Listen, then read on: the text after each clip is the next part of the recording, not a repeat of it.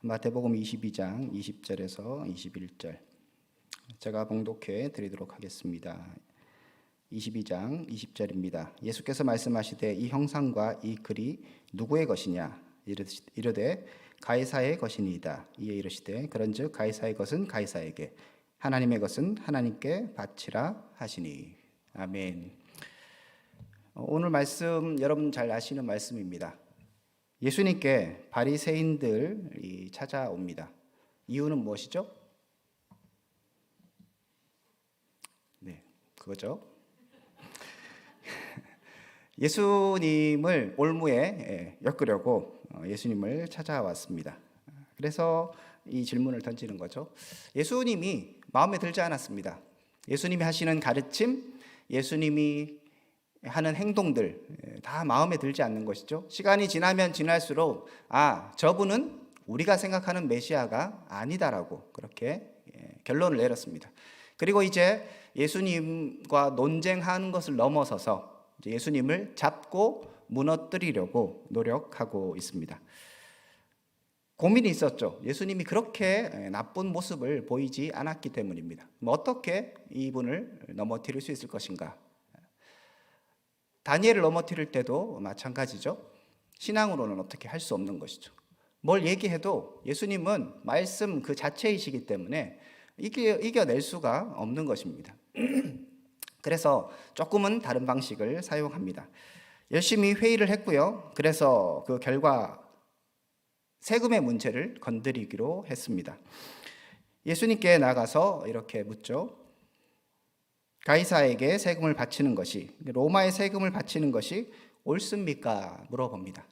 아시는 것처럼 그 당시에 로마의 지배를 받고 있었고 로마는 이스라엘에게 세금을 걷고 있었습니다. 그래서 세리장들도 있었고 그렇게 세금을 이제 걷고 있었죠. 그런 것 가운데 많은 고민이 있었습니다. 다윗의 자손으로서 그리고 하나님의 백성으로서 하나님의 통치를 받는 우리 선민이 어떻게 이방인, 하나님을 모르는 지옥 갈 저놈들에게 지배를 받으면서 세금까지 내야 되는가? 이런 고민이 있는 것이죠. 그래서 세금을 내야 되는가 말아야 되는가 이거에 대한 논쟁과 고민이 있었습니다. 안 내면 또 큰일 날 것이고 내자니 양심상 또 자존심이 허락하지 않는 겁니다. 이런 논쟁들이 자기네들 안에 여러 가지로 있었던 것 같습니다. 그래서 아주 극단적인 사람들은 독립운동을 하면서 아예 로마의 지배를 벗어나려고 했고, 또 현실주의자들은 오늘도 등장하는 헤롯 당 같은 사람들은 그냥 로마하고 잘 지내자 이렇게 생각하는 사람들도 있었습니다. 어쨌든 간에 이 세금 문제는 굉장히 민감한 것이었죠. 사람들에게 인정을 받는 예수님이 세금을 내자 하면 어떻게 되는 것입니까? 네, 곤란하게 되겠죠. 그럼 세금을 내지 말자 하면 곤란하게 되겠죠. 그래서 이러나 저러나 다 곤란한 상황에 놓이게 됩니다. 세금을 내자니 로마의 지배와 압제를 인정하는 꼴이 되는 것이죠. 그래서 하나님의 백성의 정체성을 뭔가 없애버리는 것 같은 그런 생각이 들고요. 세금을 내지 않자니 지금 시퍼런 로마의 압제를 거부하면서 있기 때문에 그렇게 하는 발언이기 때문에 로마에 큰 문제를 당할 수 있게 되는 겁니다. 아마 바리새인들은 이 문제를 딱 생각하면서 아마 속으로 굉장히 기뻤을 것입니다. 이거다. 이 질문 하나면 끝이다. 내가 이제 우리 예수는 보내버리겠다. 이런 생각을 하면서 아주 의기양양하게 예수님께 나왔을 것입니다. 처음에 나와서 엄청나게 좋은 얘기 다 합니다. 16절에 보면 선생님이여 우리가 아노니 당신은 참되고 진리로 하나님의 도를 가르치시며 아무도 꺼리끼는 일이 없으시니 이는 사람을 외모로 보지 아니하십니다.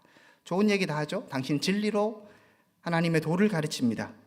사람을 외모로 취하지 않으십니다. 당신의 말은 정말 참됩니다. 이렇게 소위 말해서 밑밥을 쫙 깔고 예수님께 딱 질문하는 것입니다. 그러면 그런 당신이라면 어떻게 생각하십니까? 가이사에게 세금을 바치는 것이 옳습니까? 옳지 않습니까? 이 회심의 질문을 딱 던지면서 얼마나 속으로 기뻤겠습니까? 근데 바리새인들이 사실 직접적으로 나서지 않습니다. 오늘 본문은 성경에 보면 자기 제자들을 보냈다고 얘기하거든요. 그래서 조금 껄끄러운 일들은 스스로 나서지 않습니다. 제자들을 보내고, 그리고 혹시라도 예수님이 다른 얘기할까 봐 헤롯 당원들까지 같이 보냅니다. 그래서 예수님이 나중에 로마 법정에 가서 나 그렇게 얘기 안 했는데요, 이렇게 얘기할 수 있기 때문에 이제 자기 생각들과 반대편에 있는 헤롯 당도 같이 데려가는 거죠. 예수라는 적을 없애기 위해서 지금 현재의 적도 친구로 삼아서 지금 예수님을 올무에 매려고 하고 있습니다. 자, 이런 이들의 모습 가운데 예수님은 우리가 아는 것처럼 정말 생각지도 못한 대답을 해 주십니다. 18절에 보면 이렇게 얘기하죠. 예수께서 그들의 악함을 아시고 이르시되, 이들의 의도를 이미 간파하셨습니다. 이들이 예수께 나왔습니다. 하나님께 나아갈 때도 이렇게 악한 마음을 갖고 나갈 수 있는 것이죠. 하나님의 의도를 거부하고 하나님의 뜻을 전혀 순종하는 마음 없이 주님께 나갈 수 있는 것입니다. 우리가 기도할 때도 사실 마찬가지입니다. 나의 욕망과 나의 의도를 하나님께 투영시키고 하나님께 강요하려고 나간다면 똑같은 모습이 될 수 있는 것이죠. 주님은 우리의 중심을 보시는 분이십니다. 예수님은 그들의 악함을 아셨습니다. 그리고 그들을 외식하는 자들이라 칭하십니다. 하나님께 숨길 수 없는 것이죠. 그래서 예수님은 그들의 의도를 정확하게 얘기하시면서 어찌하여 나를 시험하느냐 얘기하시죠. 악하고 외식되고 시험하는 자들이라 라고 얘기하십니다. 그러면서 19절에 세금 낼 돈을 내게 보이라 하시니 데나리온 하나를 가져옵니다. 그리고 예수님께서 오늘 읽었던 것처럼 이 형상과 이 글에 누구의 것이냐? 가이사의 것입니다 했을 때, 그런즉 가이사의 것은 가이사에게, 하나님의 것은 하나님께 바치라 라고 말씀하시면서 그들의 올무를 확실하게 벗어나 버리십니다. 그 결과 사람들은 21절에 이렇게 얘기하죠. 이 말씀을 듣고 놀랍게 여겨서 예수를 떠나갔습니다. 의기양양하게 예수님께 왔고, 야, 이제 이 질문 하나면 너는 끝이다 이렇게 생각했던 그들이 하면서 가버린 거죠. 한마디도 대꾸도 못하고 가버렸습니다. 이 본문을 보면서 많은 사람들은 이렇게 해석합니다. 예수님께서 세상의 이런 정부 이런 것들을 인정하고 우리가 지내야 한다, 이런 것들을 얘기하고 정교 분리의 원칙도 이야기합니다. 다 맞는 이야기입니다.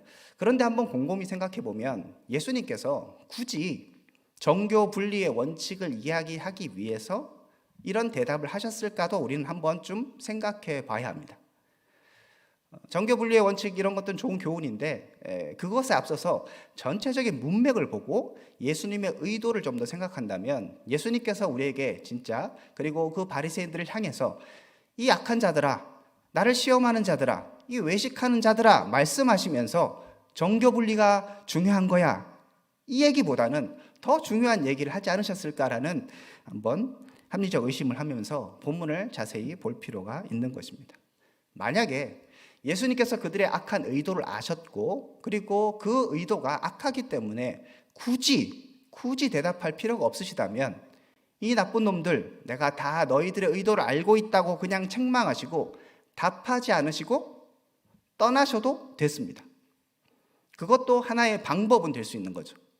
물론 바리새인과 이런 사람들이 끝까지 자꾸 얘기하면서 에이 모르지 이러면서 놀릴 수는 있겠지만, 난 너희들의 악함을 안다 이렇게 얘기하면서 돌아가실 수도 있었죠. 하지만 예수님은 굳이 이 대답을 해주셨습니다. 가이사의 것은 가이사에게, 하나님의 것은 하나님에게.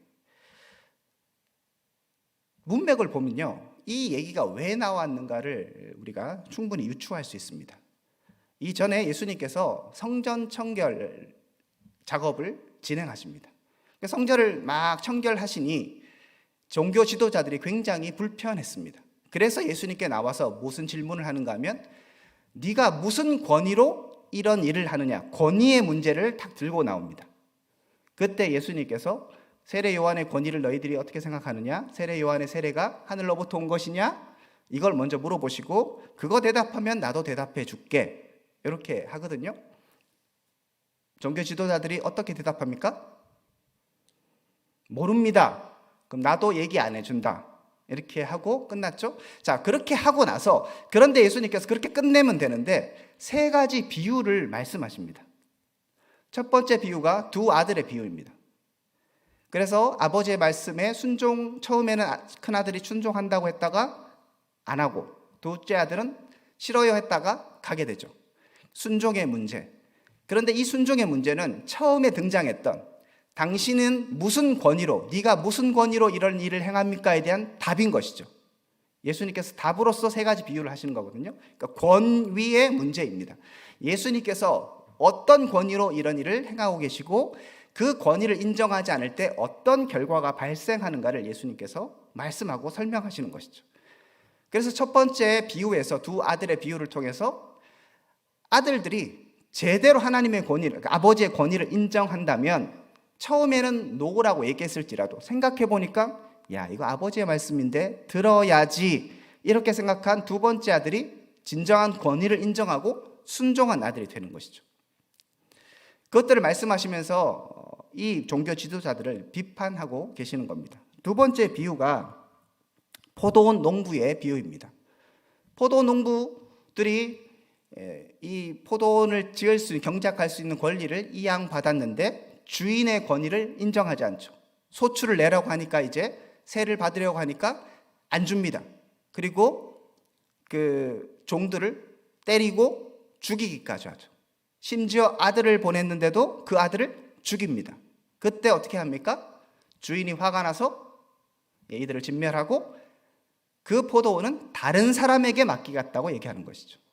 이것도 여러 가지로 해석이 가능하지만 처음의 질문, 네가 무슨 권위로 이런 일을 하느냐에 대한 너희들이 하나님의 권위를 인정하지 않으면, 하나님의 권위를 인정하지 않고 바쳐야 할 것들을 바치지 않으면 결국 진멸당할 것이라. 그리고 이 포도원, 그러니까 이스라엘의 권위, 하나님 주시는 선민 이런 것들의 권한은 다른 곳으로 넘겨질 것이라고 말씀하시는 것이죠. 세 번째의 비유는 혼인잔치의 비유입니다. 혼인잔치의 비유를 통하여서 혼인잔치 초대받았지만 주인의 권위를 인정하지 않고 그 초대에 응하지 않는 거죠. 여기서 임금으로 나옵니다.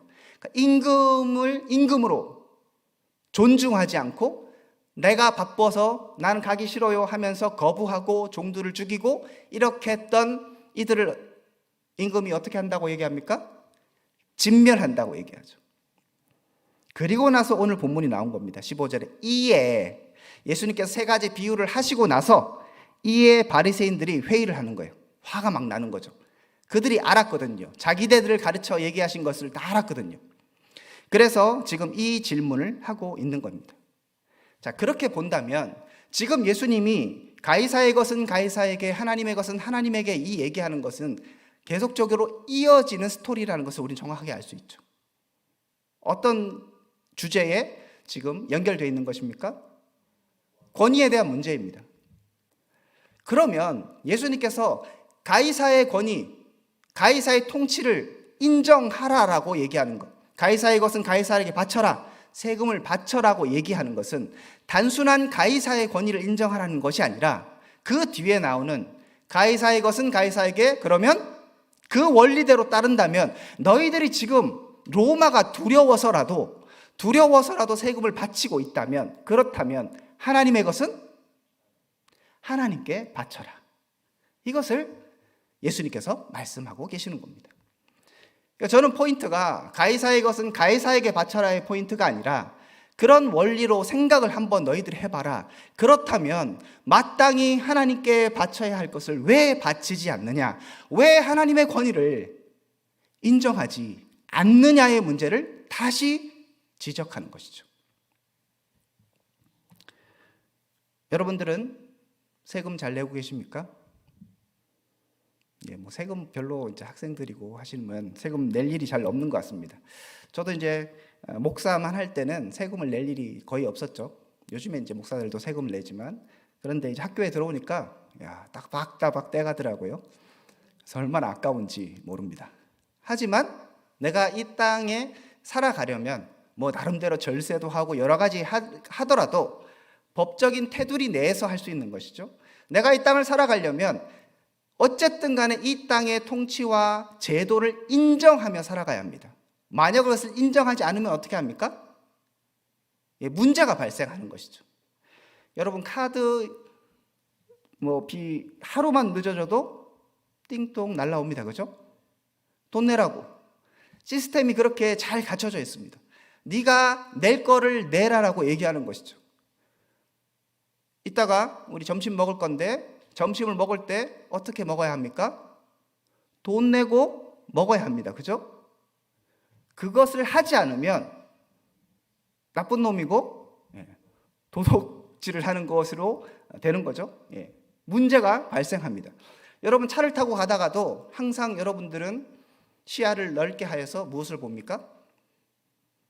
카메라를 바라보죠. 어디에 카메라가 있는가? 왜 그렇죠? 그가 나를 지켜보고 있기 때문입니다. 통치를 받고 있어요. 그리고 조심합니다. 안 그러면 번쩍하는 순간 이제 휙 날아오죠. 며칠만 지나면.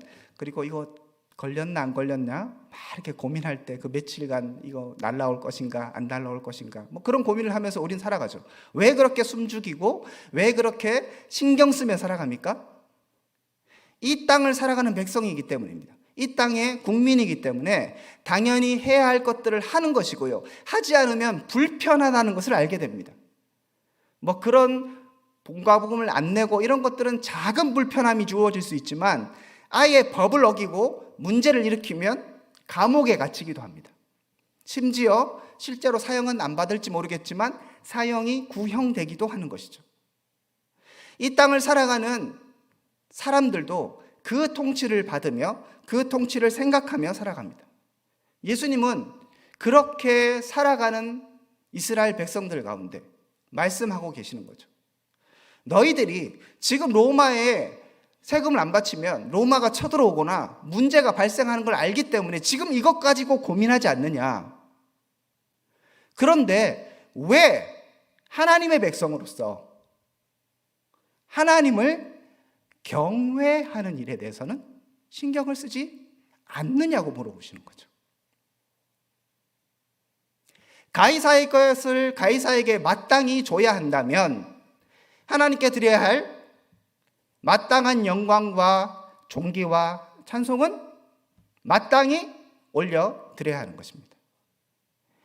이것을 안 드리려고 머리를 쓰고 법을 어기고 통치를 거부하는 일은 결국 이 땅에서 벌금 고지서를 받고 그 벌금을 또 안 내면 압류가 날라오고 안 하면 구속까지 받을 수 있는 것처럼 마땅히 하나님의 백성이 하나님의 통치를 거부하고 하나님 되심을 인정하지 않고 그분의 권위를 거부하면 결국에서 심판을 받게 되는 것이죠. 이것은 물론 하나님의 백성뿐만 아니라 모든 피조물에게 해당되는 것입니다. 만물이 그에게서 나오고 그로 말미암고 그에게로 돌아가느니라. 모든 것이 그분으로부터 나왔고 그분을 통하여 통치되고 있으며 결국에 가서 모든 것은 그분을 향하고 있습니다. 그리고 그 피조물들이 해야 하는 것은 하나님께 영광을 돌리고 그분의 권위를 인정하는 것입니다. 믿지 않는 자들은 하나님의 권위를 인정하지 않기에 지옥불에 떨어질 것입니다. 그들은 하나님을 영화롭게 하지 않았기 때문에 심판을 받게 될 것입니다.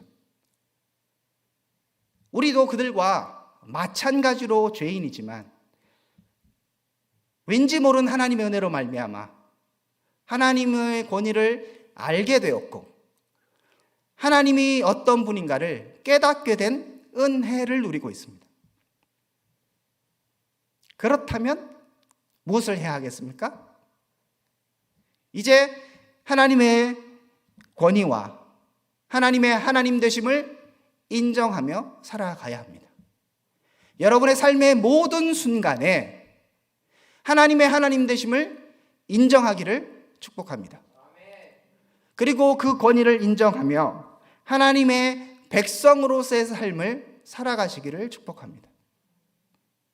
그렇게 하루하루를 살아가는 것이 내가 대한민국 국민으로서 대한민국을 존중하고 이게 뭐 대한민국을 높이고 이런 차원을 떠나서 최소한의 법을 지키려고 하고 나의 불편함이 있기 때문일지라도 그렇게 하는 것과 마찬가지로, 아니 그 이상으로 당연히 우리가 하나님께 드려야 될 의무인 것입니다.